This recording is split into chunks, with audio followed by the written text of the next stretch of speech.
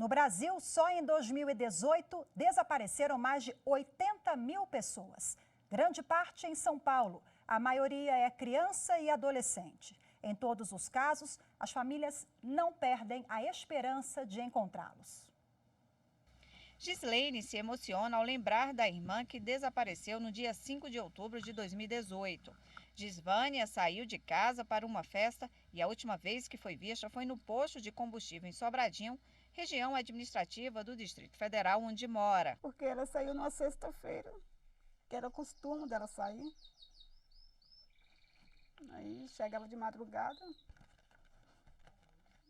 e não retornou, né? E quando foi no sábado, minha mãe falou, tua irmã não chegou ainda. Eu falei, ué mãe, deve estar na casa de alguém. À tarde não retornou. Quando foi 6 horas da tarde, eu falei que estava alguma coisa errada. Um levantamento do Fórum Brasileiro de Segurança Pública, divulgado no fim do ano passado, revelou que em 2018, 82 mil pessoas desapareceram. São Paulo foi o estado com o maior número de ocorrências, seguido dos estados do Rio Grande do Sul, Minas Gerais e Paraná. No estado de São Paulo, que teve o maior número de registros de desaparecidos, 10% do total, ou seja, 8.505, eram crianças e adolescentes de 0 a 18 anos. Aqui no Distrito Federal, de janeiro a agosto do ano passado, 1.819 casos chegaram à delegacia e 238 ainda sem solução. Como o do irmão de Jesuíno. Há 1 ano e meio ele espera a notícia do irmão Nivaldo Sobrinho. Ele tinha 53 anos quando saiu de casa no sábado à tarde, sem falar para a família para onde ia e até hoje não voltou. Peço assim, para quem viu alguma coisa, para quem souber de alguma coisa, procura a família, liga para a família que a gente vai ficar muito grato. E até hoje a família sofre muito por isso, por não ter nenhum assim, resultado em relação ao sumiço dele. O caso está sendo investigado pela Delegacia de Sequestros do Distrito Federal e que não tem resposta sobre o desaparecimento. Segundo o delegado, a participação da família na riqueza de detalhes na hora de registrar a ocorrência ajuda a traçar o perfil do desaparecido e facilitar na busca. Os números de desaparecimento, na maior parte são de adolescentes que deixam abandono no lar. Em seguida, já no início da idade adulta, a partir dos 18 anos, os principais motivos de desaparecimento são as doenças mentais, uso de drogas e álcool. Nos casos em que o desaparecimento não tem indícios de que houve um crime, a lei estabelece como fica a situação civil do desaparecido. A família ela tem o direito à proteção dos bens daquela pessoa que está ausente.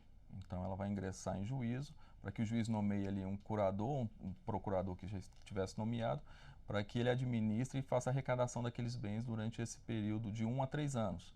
Passado isso, a pessoa não regressou, não retornou, algum dos interessados que o Código Civil ali determina vai dar entrada na sucessão provisória, que seria a transferência ali provisória da posse daqueles bens para os herdeiros.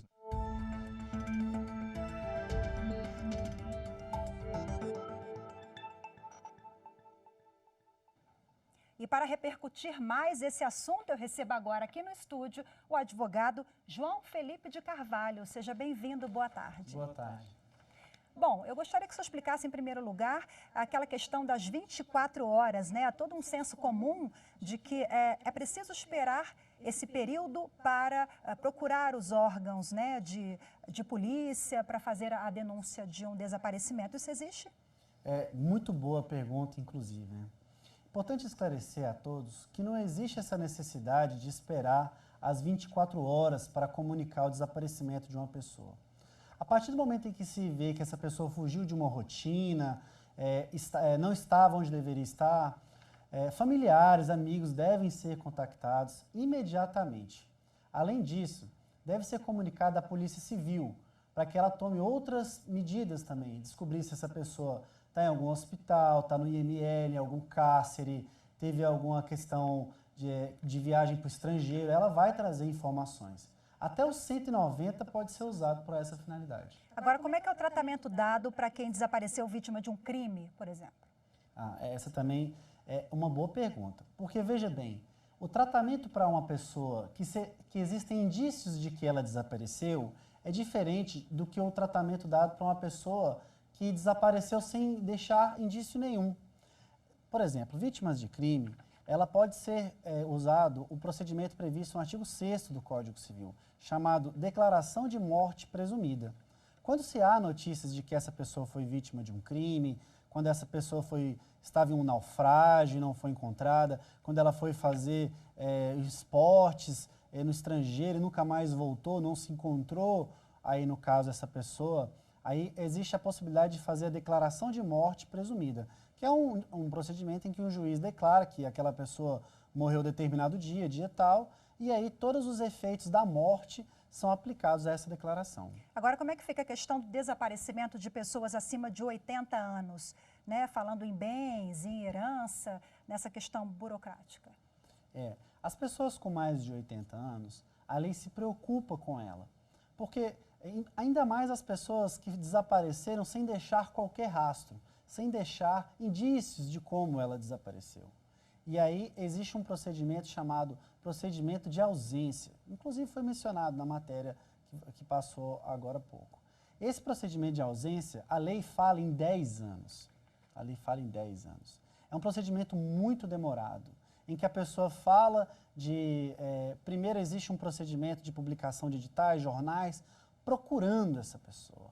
E aí, a partir do momento em que se exauriu todas as tentativas de se encontrar essa pessoa, aí sim é instaurado o procedimento de ausência. Em especial, as pessoas com mais de 80 anos, esse procedimento de ausência, ao invés de demorar 10 anos para ser declarada a morte dessa pessoa, a lei fala em 5. Então, basta que essa pessoa desapareça por 5 anos, que já é possível, sim, fazer com que essa pessoa seja declarada morta. Agora, se essa pessoa reaparecer 10 anos depois já ali com uma morte presumida? Até é interessante falar sobre casos assim, que existem.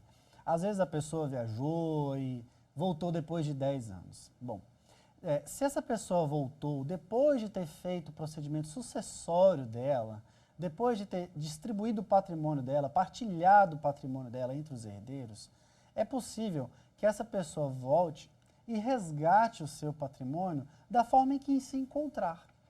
A lei também fala em bens subrogados, que é o quê? Por exemplo, se essa pessoa tinha um apartamento e foi vendido, ela pode pegar o dinheiro dessa venda desse apartamento com quem vendeu, no caso, os herdeiros, as pessoas responsáveis.